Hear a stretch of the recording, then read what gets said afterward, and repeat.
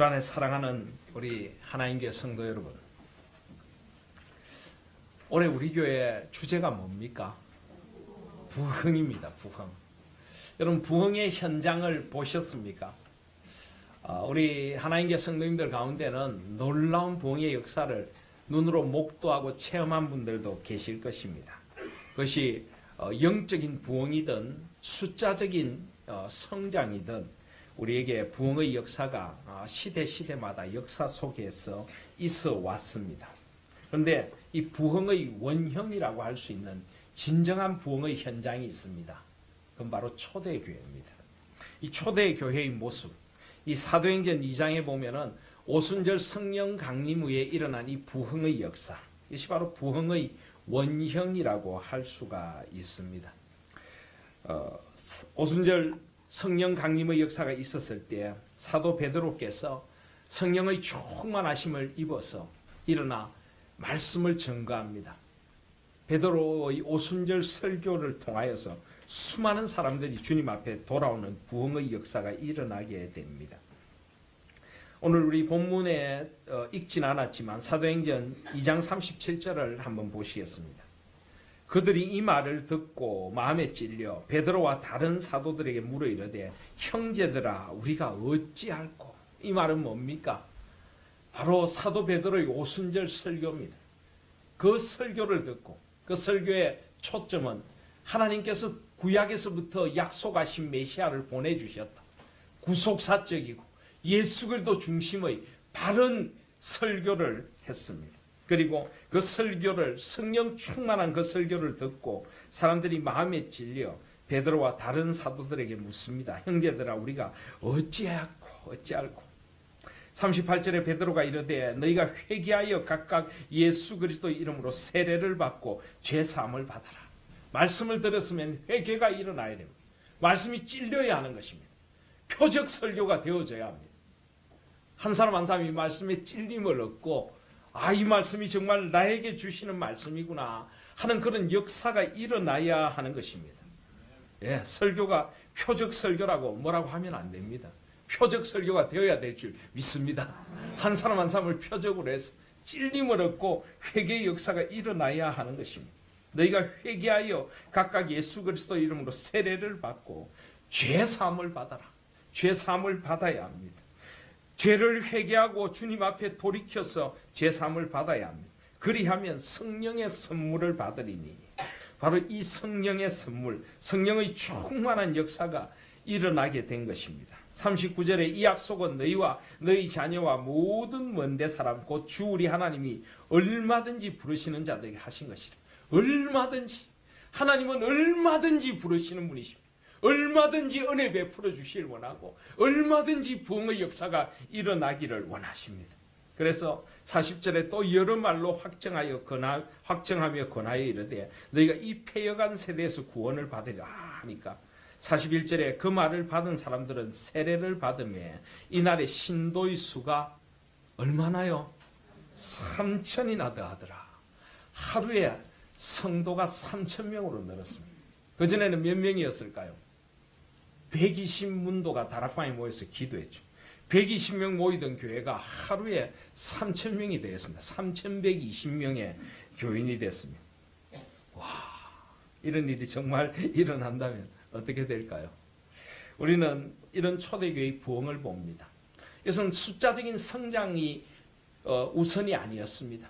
한 사람 한 사람이 하나님의 말씀을 듣고 그 말씀에 찔림을 받고 돌이켜 회개하고 예수 그리스도의 사람이 되고 성령의 충만한 은혜를 받으니까 교회에 돌아오는 사람들이 그 교회가 그냥 터져나갈 듯이 숫자가 3,000이나 더했더라라고 합니다. 또 오늘 47절 말씀해 보시면 하나님을 찬미하며 또 온 백성에게 칭송을 받으니 주께서 구원받는 사람을 날마다 더하게 하시니라. 온 백성에게 칭송받는 교회, 사람들에게 기쁨과 소망이 되고 정말 저 교회, 정말 하나님이 살아 역사하심을 보여주는 교회, 저런 사람들이라면, 저런 사람들이 그리스도인이라면 칭송을 받는 성도들과 교회, 그리고 구원받는 사람을 날마다 더하게 하신다. 여러분, 이게 바로 부흥의 역사인 줄 믿습니다. 이런 부흥이 우리 교회도 일어났으면 좋겠지요. 근데 어떻게 하면 일어날까요? 이런 부흥, 우리는 세상에서도 그런 일들을 경험합니다. 무엇을 목표로 할 때에 어떤 그 결과, 어떤 현상만을 보고 쫓아가면 안 됩니다. 그런 부흥이 일어나게 된 그 원인을 보면서 바로 그 원인이 무엇일까? 그것을 알아야 하는 것입니다. 자연적 교회 성장이라고 하는 그런 책이 있습니다. NCD라고 하는데요. Natural Church Development. 자연스럽게 교회가 성장한다. 교회를 인위적으로 성장시키려는 게 아니라 이것만 갖추면 그 교회는 성장하지 말라고 해도 성장한다. 그런 책이 독일의 신학자에서 쓰여진 책이 있는데 그 책에 보면은 이 신학자가 전 세계의 교회를 연구하고 초대교회부터 성경의 교회를 연구해서 이 8가지가 있으면 교회가 저절로 성장한다 하는 책을 낸 적이 있습니다.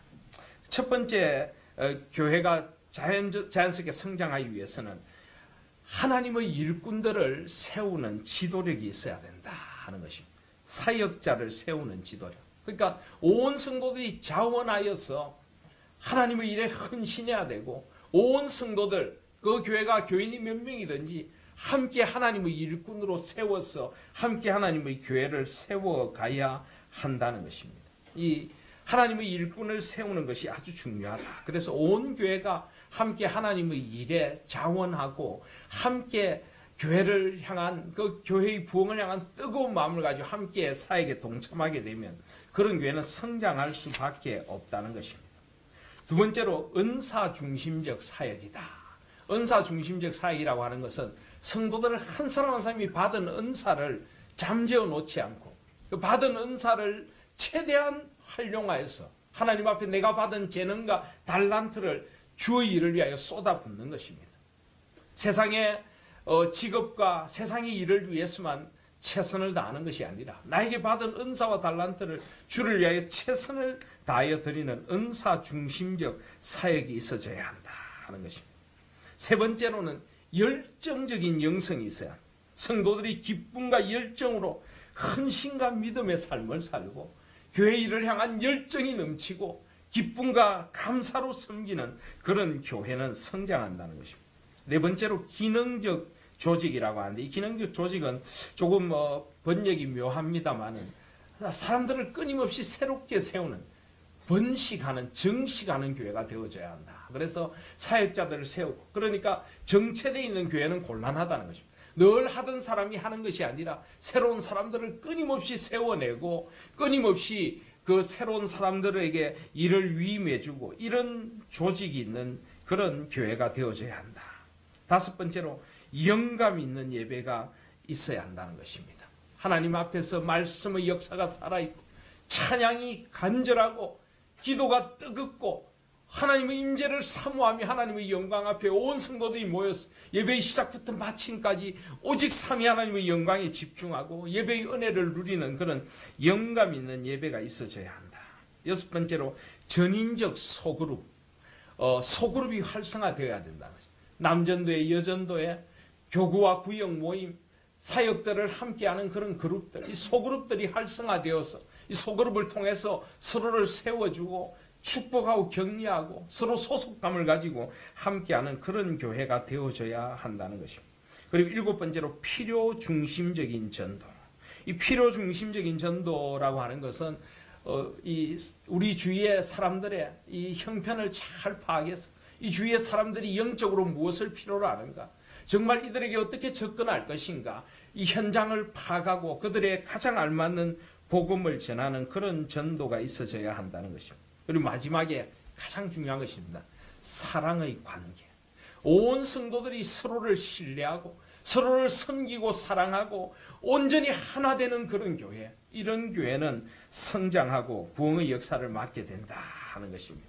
이런 질적 특성이 있어져야 된다. 저는 우리 교회를 보면서 우리 교회가 상당히 이런 교회를 닮았다 하는 생각을 하게 됩니다. 여러분은 그렇지 않습니까? 우리는 사랑의 관계가 넘칩니다. 우리는 소그룹도 아주 활성화되어 있습니다. 영감 있는 예배가 있습니다. 열정적인 영성이 우리 가운데 있습니다. 좀 더 우리가 은사 중심적으로 함께 교회를 세워나가고 사람들을 세우고 그 사람들을 세워가는 것을 키워가면서, 그리고 이 지역에 이제 필요 중심적인 전도들도 우리가 함께 해나갈 때 우리 교회가 이런 아름다운 성장을 맞게 될 것이다. 이것이 바로 자연적 교회 성장이라고 하는 크리스티안 A. 슈바르츠라고 하는 독일의 신학자가 쓴 책의 내용입니다. 근데 사실 이 자연적 교회 성장의 원리들은 모두 성경에서 나온 것이고 사실은 초대교회에서 나온 것입니다. 오늘 이 사도행전 2장이 보여주고 있는 이 부흥이 일어난 초대교회, 이 부흥의 열매가 일어날 수밖에 없는 이 초대교회의 모습들, 이 모습이 우리 가운데 회복될 때 우리도 이런 부흥을 맞을 수가 있는 것입니다. 그래서 오늘 사도행전 2장 42절부터 47절까지는 이 초대교회가, 이 부흥을 맞이한 이 초대교회가 어떤 모습이었는가, 교회가 어떤 모습이어야 하며 우리가 생각하는 이 자연적인 교회 성장을 이루는 그런 모습이 어떤 모습인가 하는 성경적인 모델을 우리에게 보여주는 말씀이라고 할 수가 있습니다. 저는 이 말씀을 제가 우리 하나님교회 부임한 지 얼마 되지 않았어도 한번 이 말씀을 전하면서 교회의 5 기둥에 대한 말씀을 나눈 적이 있습니다. 오늘 다시 한번 이 초대교회의 말씀을 우리가 깊이 한번 보면서 이 초대교회와 우리 교회를 한번 함께 생각하며 이런 부흥을 우리 가운데 일구어 갈 수 있기를 소원합니다. 오늘 초대교회의 모습 가운데 42절에 보시면 42절이 마치 하나의 서론처럼 4가지 특징을 보여줍니다. 첫 번째로 그들이 사도의 가르침을 받아, 두 번째로 서로 교제하고, 세 번째로 떡을 떼며, 네 번째로 오로지 기도하기에 힘썼다. 초대교회의 특징 가운데 4가지가 나옵니다. 첫 번째는 뭐라고요? 사도의 가르침. 두 번째, 거룩한 교제. 세 번째, 떡을 뗀. 그리고 네 번째, 기도에 힘써. 이 우리말 성경은 자칫 잘못 보면은 이 42절 마지막에 오로지 기도하기에 힘썼다. 그래서 기도에만 강조점을 두는 듯이 보이지만은 원래 원문은 그렇지 않습니다. 4가지 다에 힘썼다는 것입니다. 원문을 보면 사도의 가르침과 그 거룩한 교제와 떡을 떼는 일과 그리고 그 기도들에 전적으로 헌신했다. 이 4가지에 전적으로 헌신했다라고 되어 있습니다. 제일 먼저 뭐가 나옵니까? 사도의 가르침, 말씀이 나옵니다. 말씀의 부흥이 있는 곳에 진정한 부흥의 역사가 일어나는 것입니다. 오직 말씀, 솔라 스크립추라로 돌아가야 하는 것입니다. 말씀으로 돌아가야 합니다. 그런데 그 말씀을 그냥 가르침이라고 하지 않고 사도의 가르침이다. 사도의 가르침은 무엇입니까? 정통적인 가르침. 교회의 2000년의 역사 동안 하나님이 세워오신 신학의 든든한 뿌리, 말씀의 든든한 뿌리, 그 신앙의 고백에서 나오는 그 정통교회에 속한 정통 가르침, 바른 말씀의 가르침, 이것이 바로 교회를 든든하게 세워가는 것입니다. 교회의 아주 중요한 특징 가운데 하나가 사도성이라 하는 게 있습니다. 사도의 가르침을 그대로 이어받는 2000년 교회의 역사, 바로 우리 고신교단이, 우리 고신교회가 그런 교회이고 또 우리가 속한 교회가 바로 그런 교회인 것입니다. 바로 이런 사도의 가르침을 받아야 된다. 저는 우리가 좀 더 말씀의 역사를 사모하는 교회가 되기를 소원합니다.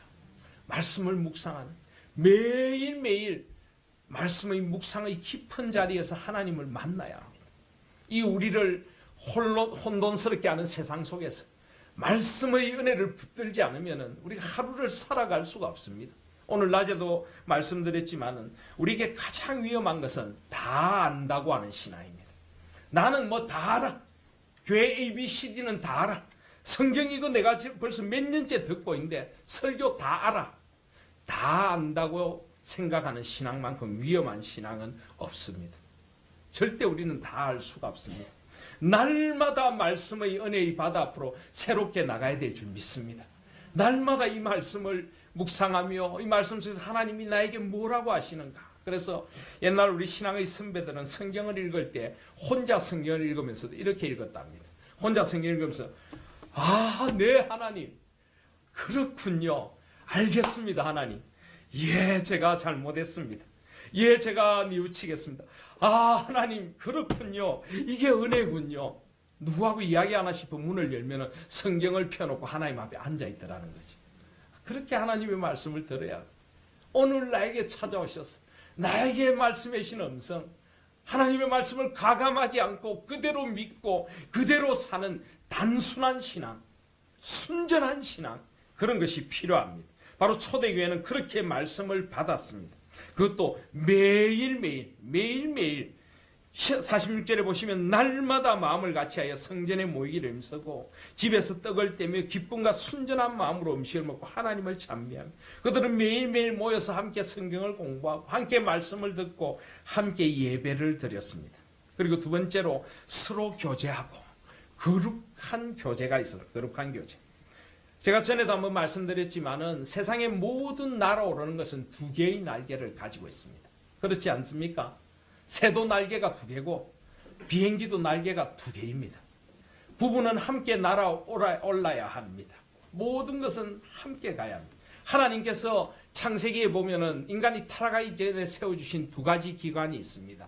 가정과 교회입니다. 가정과 교회는 함께 날아올라야 합니다. 교회도 두 날개가 있다는 것 아십니까? 이 두 날개는 대그룹이라는 날개와 소그룹이라는 날개입니다. 교회는 함께 모여 예배하고 온 하나님 교회가 하나가 되어져야 합니다. 그런데 그것만으로는 부족합니다. 이 속에서 우리는 한 사람 한 사람을 서로 드러내고 한 사람 한 사람을 아름답게 세워가기는 이 대그룹의 날개만으로는 부족합니다. 소그룹이 반드시 필요합니다. 소그룹이. 그래서 함께 모여서 우리의 신앙을 나누고 고백을 나누고 감사를 나누고 축복을 나누고 말씀과 은혜를 나누는 성령의 코이노니아. 그래서 우리가 사도신경을 고백할 때도 성령을 믿사오며 거룩한 공교회와 그 다음에 뭐라고요? 성도가 서로 교통하는 것과. 이 교통이 뭡니까? 교제죠, 그죠? 교통 정리가 아니고 교제입니다. 성도와 서로 교제하는 것과. 우리가 축도에서도 주 예수 그리스도의 은혜와 하나님의 사랑과 성령의 교제하심이 너희 무리에게 있을지어다. 성령의 충만한 교제가 반드시 있어져야 하는 것입니다. 아까 말씀드린 8가지 이 자연적 교회 성장에도 전인적 소그룹, 이런 것들, 사랑의 관계, 이런 것들이 소그룹에서 이루어집니다. 그래서 여러분 신앙이 자라고 싶습니까? 그렇다면 소그룹 속에 들어가셔야 돼요. 남녀 전도에 들어가시고 교구와 구역 모임에 들어가시고 봄, 가을로 성경 공부에 들어가시고 함께 말씀을 나누고 그런 거룩한 교제, 함께 사역을 통해서 거룩한 교제를 나누고 그렇게 해야 하는 것입니다. 서로 교제하고. 세 번째로 뭐예요? 떡을 떼며. 떡을 떼는 건 뭘까요? 애찬입니다. 함께 떡을 나누는 것입니다. 그런데 떡을 떼는 것은 애찬만은 아닙니다. 46절을 보시면 그것을 다시 한번 이렇게 이야기를 합니다. 날마다 마음을 같이하여 성전에 모이기를 힘쓰고 집에서 떡을 떼며 기쁨과 순전한 마음으로 음식을 먹는다. 그러니까 여기 보면 떡을 떼는 것과 기쁨과 순전한 마음으로 음식을 먹는다, 두 가지를 이야기합니다. 그러니까 앞에 떡을 떼는 것은 좀 엄밀한 이야기로 하면 성찬을 성찬. 그리고 뒤에 음식을 먹는 것은 애찬, 함께 식사를 나누는 것을 말합니다. 그렇습니다. 초대교회는 모일 때마다 성찬식을 했습니다. 우리는 한국교회 여건상 매주일 성찬식을 하지 않습니다만 원래 종교개혁 시대에는 매주일 성찬했습니다. 로마 카톨릭에서도 그렇게 하죠. 그런데 이 예배의 성찬은 반드시 사실은 있어져야 합니다. 이 성찬은 예배의 중심이 예수 그리스도시고 우리를 위하여 살찢고 피 흘리신 주님의 은혜가 예배마다 흘러 넘치한다는 것을 보여주는 것입니다. 비록 우리가 형편상 매주 성찬식은 못하더라도 그런 마음으로 그리스도 중심의 예배를 드리고 그리스도의 은혜가 우리 가운데 차고 넘쳐야 한다는 것입니다. 그리고 기쁨과 순전한 마음으로 음식을 먹고 함께 식사하고 함께 떡을 떼며 기쁨과 은혜를 함께 나누어야 하는 것입니다. 그리고 그것은 더 나아가서 44절과 45절에 보시면 믿는 사람이 다 함께 있어 모든 물건을 서로 통용하고 45절에 또 재산과 소유를 팔아 각 사람의 필요를 따라 나눠줬다. 그래서 무슨 공산주의를 말하는 게 아닙니다. 서로 구제하고 서로 도와주고 함께 가족이 되어서 서로의 아픔에 동참하고 위로와 소망을 함께 나누고 그런 공동체가 초대 교회였다는 것입니다. 그리고 마지막으로 오로지 기도하기를 힘씁니다. 기도에 전념했다. 원래 원래는 그 기도들에 전념했다. 그들은 모이면 기도했습니다. 모이면 하나님 앞에 무릎 꿇고 기도하고 서로를 축복하며 기도하고 서로를 위하여 기도하고, 그래서 이런 것을 요즘 한국에서는 중보기도라고 해요. 중보기도. 우리는 이상하게 중보기도라는 용어가 이단이다 이렇게 우리는 배웠는데, 실제로 고신교에서는 중보기도라는 용어는 성경적인 용어이고 그것은 결코 이단적인 용어가 아니라고 고신교에서는 일찌감치 발표를 한 적이 있습니다. 예수님이 우리 중보자시지만은 다른 이들을 위하여 기도하고 나라와 민족을 위하여 기도하고 intercessory prayer, 그래서 중보하며 기도한다. 그런 기도에 그들은 힘썼습니다. 자신을 위하여 기도하고 가족을 위하여 기도하고 기도회로 모이고 흩어지면 또 기도하고 그렇게 기도에 힘썼던 것입니다. 그래서 그들은 그런 삶을 나눌 때 47절에 보면 하나님을 찬미하며 온 백성의 칭송을 받고 예배하고 말씀 속에서 교제하고 그들이 떡을 떼고 함께 기도할 때 주께서 구원받는 사람을 날마다 더하게 하셨다. 이것이 바로 초대교회의 본질이었습니다. 바로 그런 본질에 힘쓸 때 이런 부흥의 역사가 일어나는 줄 믿습니다. 그래서 저는 이것을 교회의 5기둥이라고 표현합니다. 아니 저만이 아니라 많은 사람들이 이것을 5가지로 나누어서 표현을 합니다. 예를 들어 미국의 유명한 세들백 교회 릭 워렌 목사님이라고 하는 목사님이 쓰신 책에 Purpose Driven Church라고 하는 책이 있습니다. 목적이 이끄는 교회다. 이 책에도 보면은 교회의 존재 목적은 5가지다. 예배와 선교와 전도, 그 다음에 친교와 교육과 또 봉사다. 이 5가지의 원리가 바로 교회를 세우는 원리이고 이것이 바로 초대교회 모델이다라고 이야기를 합니다. 그래서 저도 우리 하나님교회가 이 5가지에 힘쓰는 그런 교회가 될 수 있기를 소원합니다. 어느 것 하나도 흐트러지지 않고 이 5가지 온전히 힘쓰는 그런 교회가 될 수 있기를 소원합니다. 그래서 우리 교회 사역 편성표를 볼 때에도 우리 교회 사역 편성표가 그렇게 만들어져 있습니다. 여러분 사역 편성표 함께 보시겠습니까? 우리 화면에 한번 일단 5기둥을 한번 띄워주시길 바랍니다. 보시면은 예. 교회의 5가지 기둥입니다. 첫 번째는 예배라는 기둥입니다. 예배. 오늘 말씀 속에서도 사도의 가르침을 받고 하나님을 찬미하고 함께 모여 예배하고, 그래서 교회는 예배 공동체가 되어져야 합니다. 그래서 우리 교회는 예배의 분과를 통하여서 온전히 예배를 섬기겠다. 그래서 하나님 앞에 예배드림이 우선이 되어져야 합니다. 이것은 교회적으로도 그렇고 한 개인에게도 그렇습니다. 저는 당회를 할 때도 그렇고 늘 우리 교회를 위하여 기도할 때 이 5기둥을 생각합니다. 하나님, 우리 교회 5기둥 가운데 하나도 모자라는 기둥이 있습니까? 이렇게 늘 점검을 합니다. 한 개인으로서도 이 5기둥에 함께 힘써야 합니다. 그래서 첫 번째 기둥은 예배라고 하는 것입니다. 두 번째는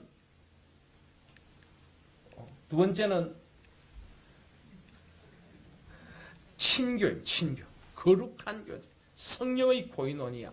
함께 성령의 코이노니아 속에 들어와서 함께 소그룹을 이루고 남녀 전도회, 교구, 구역, 사역 여러 가지 소그룹 속에서 함께 은혜를 나누는 그런 성령의 거룩한 친교가 있어져야 합니다. 세 번째로 교육입니다. 말씀을 배우고 말씀을 가르치고 다음 세대를 길러내는 교육이라고 하는 기둥이 단단하게 서 있어야 하는 것입니다. 네 번째로 봉사입니다. 함께 섬겨야 합니다. 함께 주님의 몸된 교회를 섬기고 함께 주님의 몸된 교회를 이루어가는 섬김이 있어져야 하는 것입니다. 그리고 마지막으로 전도.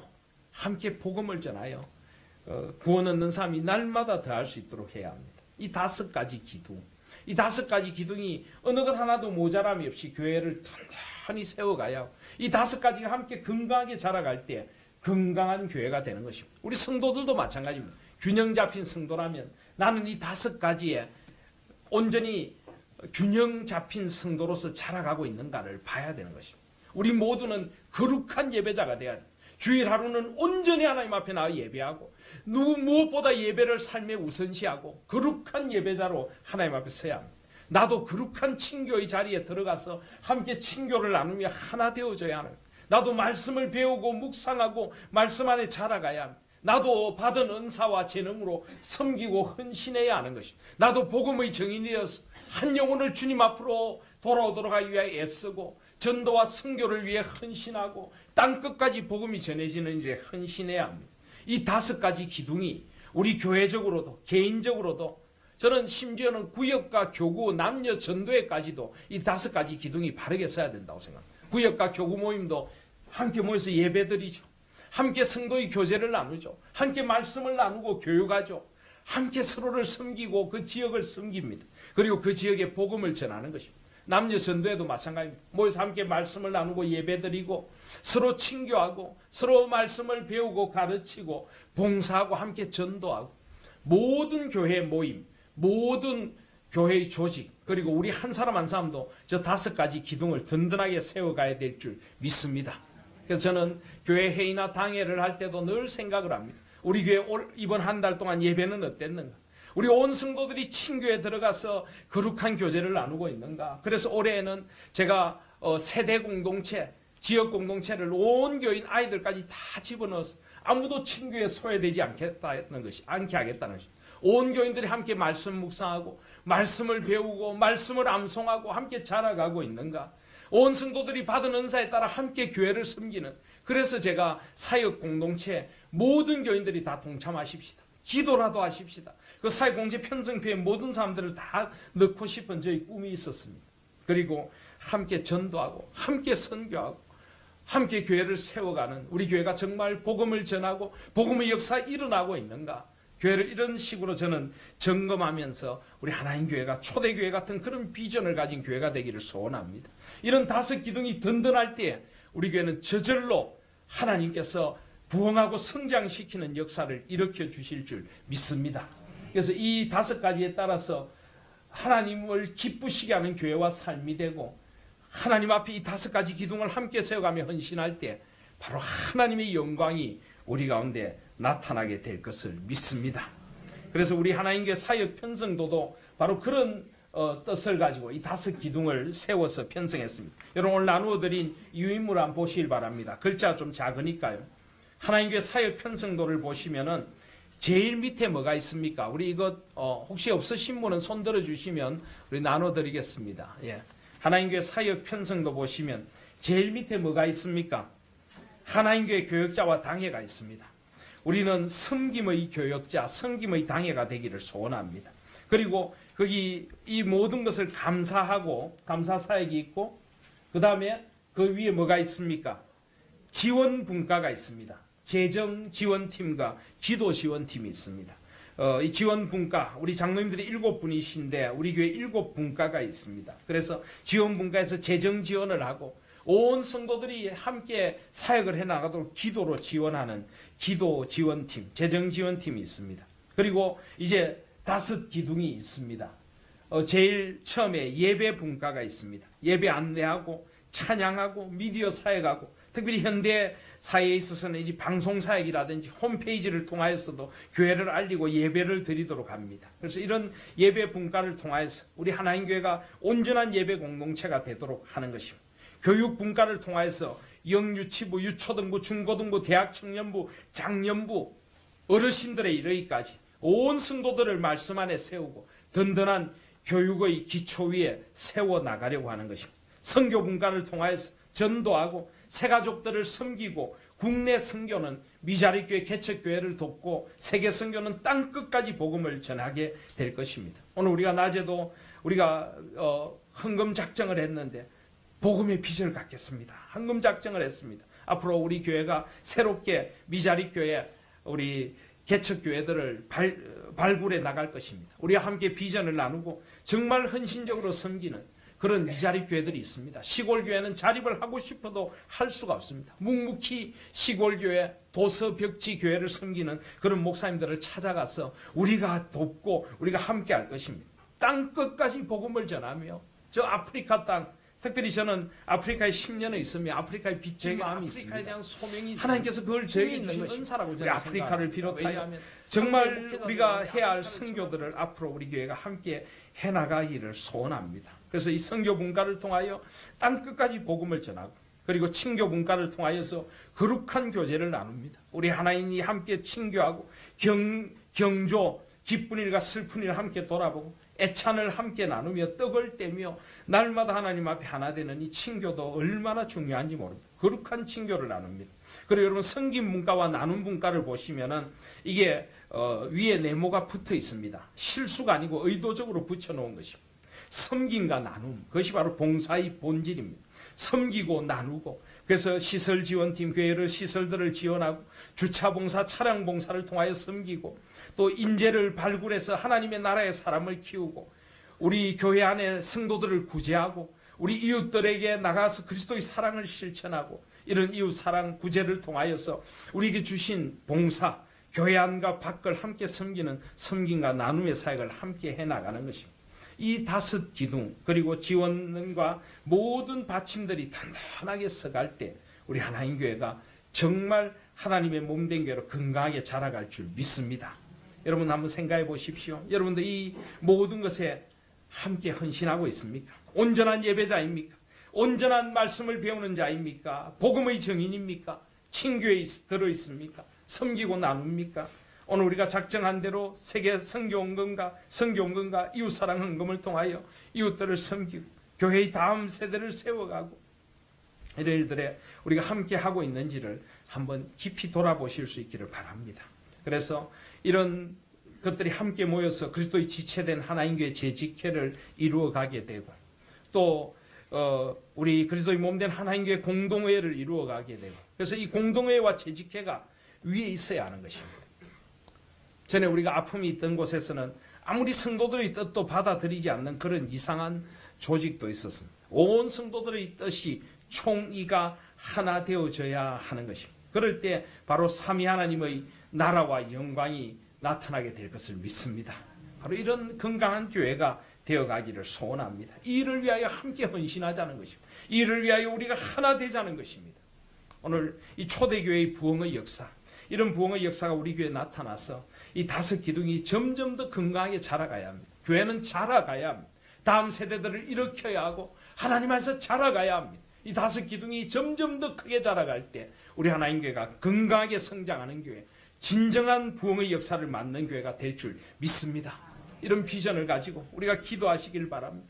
헌신하시길 바랍니다. 온전히 나도 이 5 기둥을 세워가는 일에 한평생 헌신하게 하여 주시옵소서. 주님 앞에 가는 그날까지 함께 헌신하는 우리 하나님의 모든 지체들이 되시기를 주님의 이름으로 축복드립니다. 아멘. 우리 오직 하나님의 영광을 위하여 솔리 데오 글로리아 우리 기도하고 함께 헌신하시는 저와 여러분들 되시기를 바랍니다.